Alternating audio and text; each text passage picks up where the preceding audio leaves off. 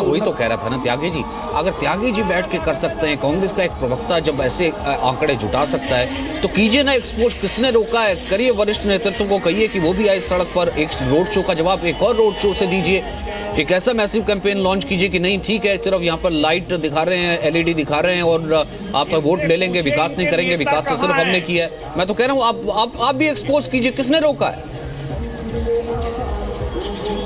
मैं जवाब देता हूं, पूरा जवाब देता हूं। एलईडी जो दिख रही है ना आपको, इस एलईडी में भी घोटाला है जिसको कांग्रेस पार्टी ने उजागर किया था। लेकिन अब देश में कोई वली वारिस नहीं है, ना तो कोई सवाल पूछने को तैयार है। मैं जवाब दे दूं? सिंह साहब प्लीज, अच्छा नहीं लग रहा ना आप इतनी अच्छी डिबेट कर रहे हैं, कृपया शालीनता से रहिए, वो ज्यादा बेहतर है। लोग, देश के लोग बाग देख रहे हैं आपको। मैं जवाब दे दूं, उसके बाद जवाब दीजिएगा।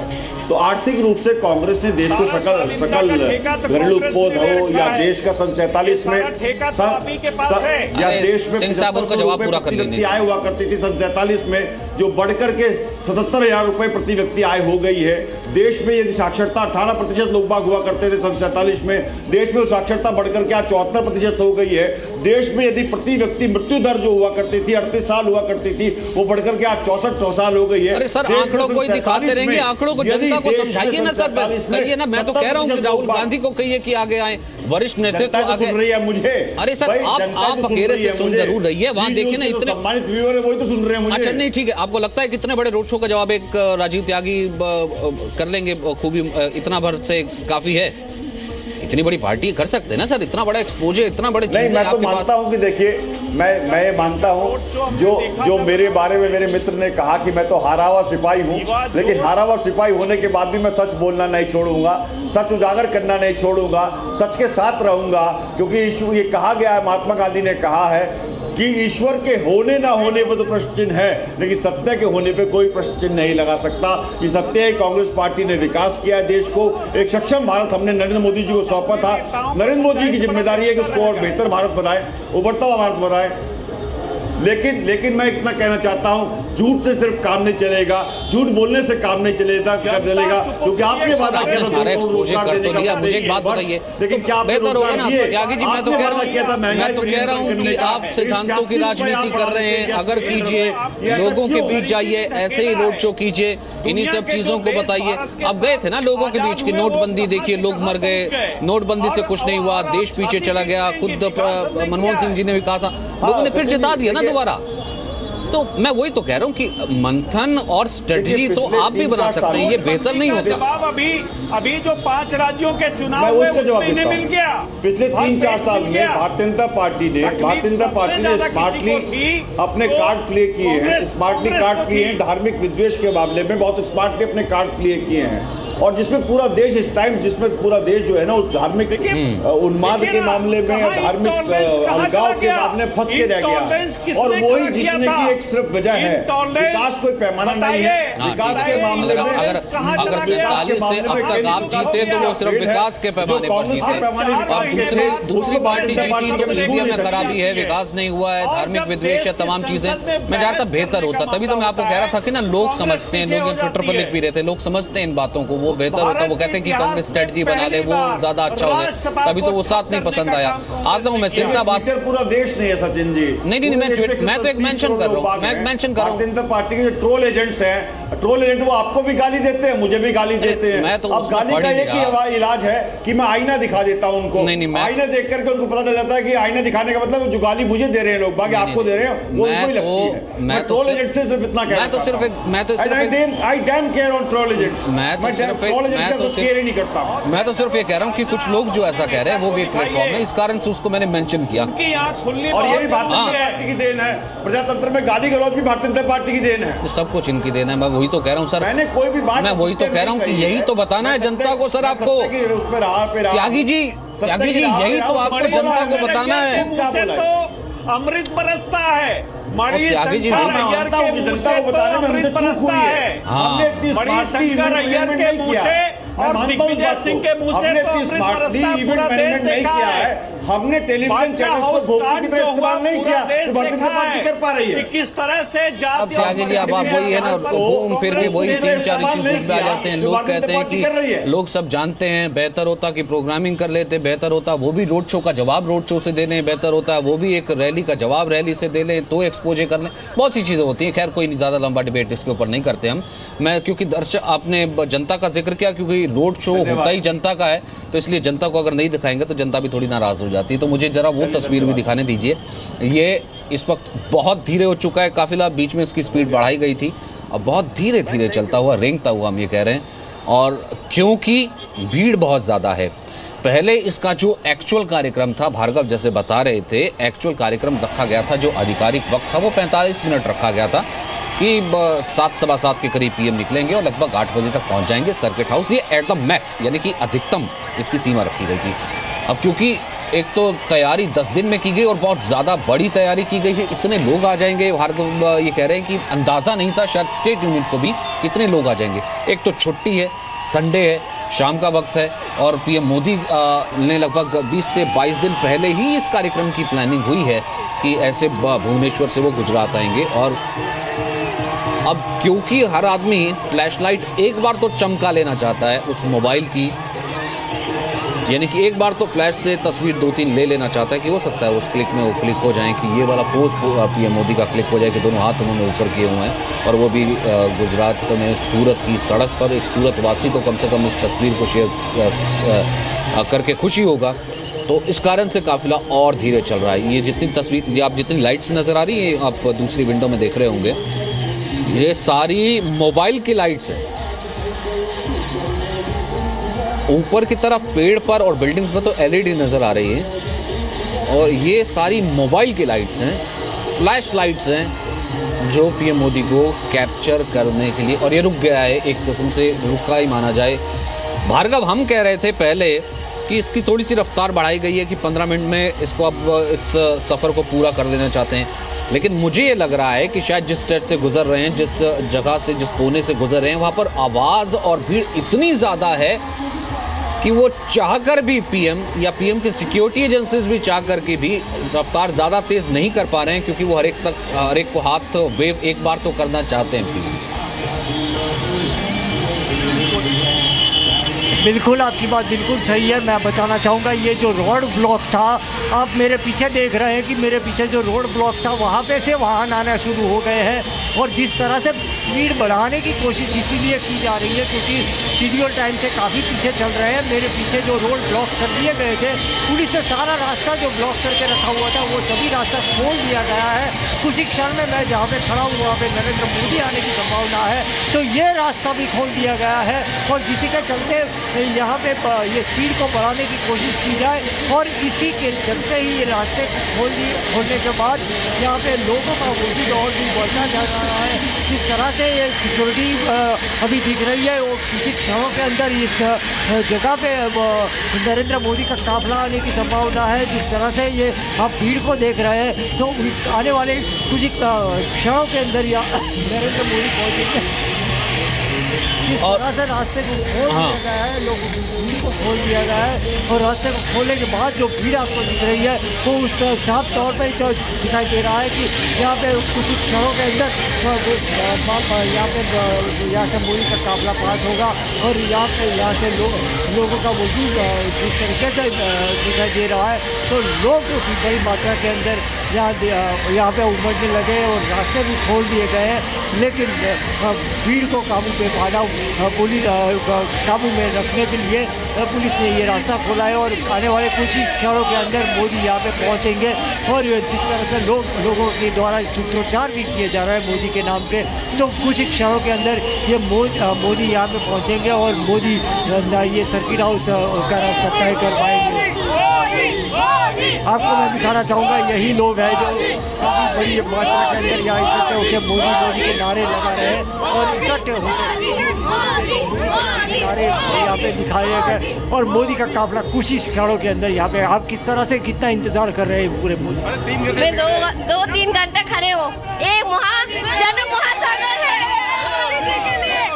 हम 3-4 घंटे से खड़े हैं मोदी मोदी जी के लिए। लेकिन हमें मिल के देखने के लिए मिला, बहुत अच्छी जगह। उनकी झांकी काफी है, 3 घंटे खड़े रहने कोई मतलब नहीं है। लोग यहाँ पे मेरे पास 3-3 घंटे से खड़े हुए हैं, लेकिन उनको जरा भी एतराज़ नहीं है 3 घंटा खड़ा होने का, कोई मलाल नहीं है। लेकिन उनको सभी को उम्मीद है कि आने वाले कुछ ही भार्गव, इनसे जरा पूछिए वो क्या बात थी, क्या कि पीएम घर आ रहे थे, पीएम से मिलना चाहते थे, ये देखना चाहते थे क्योंकि पहले यहीं के सीएम होते थे, वो क्या फील क्या थी? बच्चे भी है, महिलाएं भी हैं, कुछ बहुत इंटरेस्टिंग बातें ये लोग कर रहे थे पीएम के बारे में।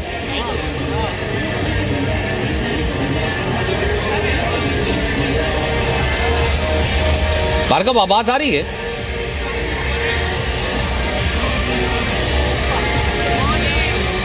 भार्गव, आवाज पहुंच रही है आप तक?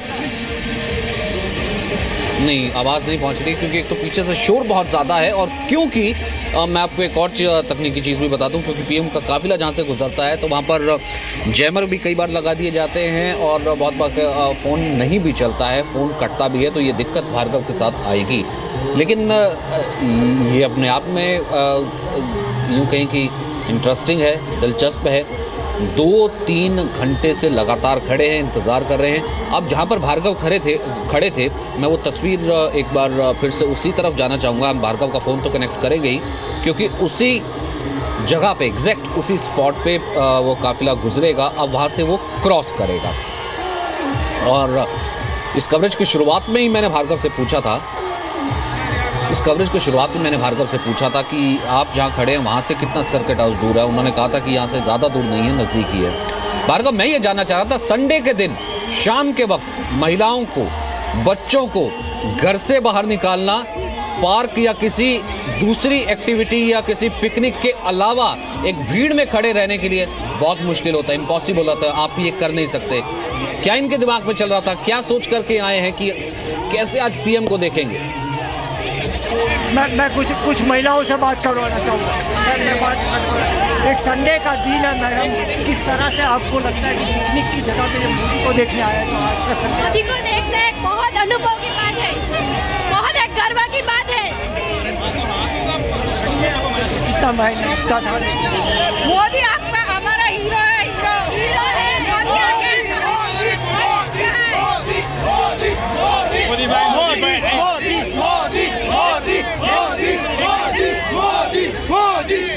इनको सबसे बात करेंगे, इनको कहिए सबसे बात करेंगे, एक एक करके। इस तरह से चिल्लाएंगे तो नहीं बात करेंगे, एक एक करके बात करते हैं। सब अपनी अपनी बात रखिए, बारी से बात करेंगे, एक एक करके। हाँ, इनको बोलिए, ऐसे नहीं, एक एक करके बात करेंगे। सब अपनी बात रखिए, क्यों मिलना चाहते थे, क्यों देखना चाहते हैं, पहले सीएम थे या प्रधानमंत्री हो गए, कब मिल पाते, एक एक करके बोलिए। इनको पहले बोलिए। साइड में आएंगे, अगर साइड में आप साइड में आ जाएंगे तो मैं बात कर पाऊंगा, वरना मैं बात नहीं कर पाऊंगा आपसे। आप लोग साइड में जाए, सभी को मौका मिलेगा। आप किस तरह से कितने इंतजार कर रहे हैं, किस तरह? पिछले 10 दिन से हम लोग पूरी तरह से एक उत्सव का माहौल है और पूरा दिवाली जैसा लग रहा है कि ये दिवाली बीच में वापस आ गई है। चारों तरफ से चकाचौंध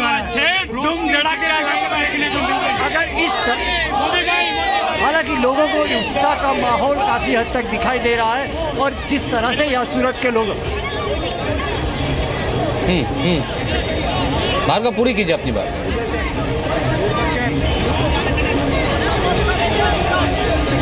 बिल्कुल, मैं बता रहा हूँ कि जिस तरह से उत्साह का माहौल यहाँ पे लोगों के बीच में है, लेकिन इस 3-3 घंटे से लोग यहाँ पे वेट कर रहे हैं।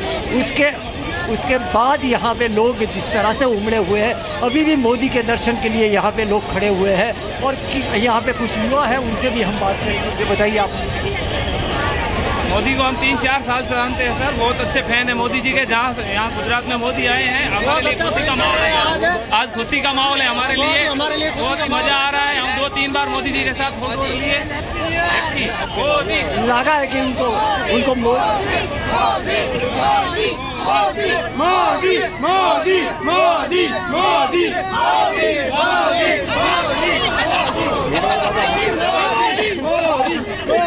आप इसमें कुछ नहीं कर सकते हैं। मैं एक रिपोर्टर की नज़र से अगर कहूँ तो आप इसमें कुछ नहीं कर सकते हैं, क्योंकि ऐसी चीज़ें मैंने देखी हैं कि जब भीड़ खड़ी होती है वो पीछे से मोदी मोदी वेव करती है और आप एकदम गुम हो जाते हैं और सिर्फ भीड़ ही चेहरा आ जाता है। कैमरामैन भी संभालता रह जाता है कि आखिरकार मैं दिखाऊं तो किसे दिखाऊं। भार्गव, यहाँ से कितनी दूर होगा सर्किट हाउस और आपके पीछे कहाँ तक, अगर आप बता पाए कंफर्टेबल तरीके से बताना खड़े होकर के, कि अगर आप बता ये पाएँ कि काफिला कितनी दूर पहुँचा और यहाँ से सर्किट हाउस कितनी दूर? देखिए, यहाँ कारगिल सर्कल पे पहुँचने की तैयारी में है मोदी, और मोदी का काफिला यहाँ पे पहुँचने की तैयारी में, और उसके बाद यहाँ से सिर्फ 15 मिनट का रास्ता रहेगा सर्किट हाउस का, और सर्किट हाउस का रास्ता यहाँ से कवर करने के लिए मोदी को 15 मिनट से ज़्यादा समय नहीं लगेगा। लेकिन जिस तरह से भीड़ देखते हुए वो समय बढ़ भी सकता है, क्योंकि जो शेड्यूल जो था मोदी का वो शेड्यूल काफ़ी लेट चल रहा है, और इसी वजह रही है, और वही वजह एक रही है कि मोदी का शेड्यूल काफ़ी हद तक धीरे से चल रहा है। जी, यानी कि इसी वजह से, क्योंकि भीड़ बहुत ज़्यादा हो गई थी, इसी वजह से जो शेड्यूल है उस हिसाब से लगभग अब तो लगभग 1 घंटे के करीब हम ये कह सकते हैं कि लगभग 1 घंटे का इसमें डिले आ गया है। और ये एक दूसरे एंगल से, एक अलग एंगल से तस्वीरें। अब थोड़े से शांत हुए लोग, अब थोड़ा सा बात करना चाहें, क्यों मिलना चाहते थे, शाम से क्यों खड़े हैं, अब अपनी बात एक एक करके रखिए अगर ये लोग बात करना चाहें हमसे। अगर यहाँ पे अगर बात की जाए तो ये मुझे लगता है कि ये सब लोग क्यों मिलना चाहते हैं, ये कहने से ज़्यादा उनको चिल्लाए बगैर या आप बता सकते हैं कि किस तरह क्यों मिलना चाहते हैं मोदी को? हम मोदी के बहुत बड़े फैन हैं। मोदी के लिए हम जान दे भी सकते हैं, ले भी सकते हैं। जय जय मोदी, हर घर मोदी। पिछले 6 घंटे से सारे के सारे लोग भूखे प्यासे यहाँ पर खड़े हैं। सबके बीच में एक ही उत्साह है कि कैसे भी करके उस दिव्य पुरुष के दर्शन हो जाए, एक बार हाथ हिला देवे, एक बार नज़र से नज़र मिल जाए। सारे युवाओं का जोश है मोदी।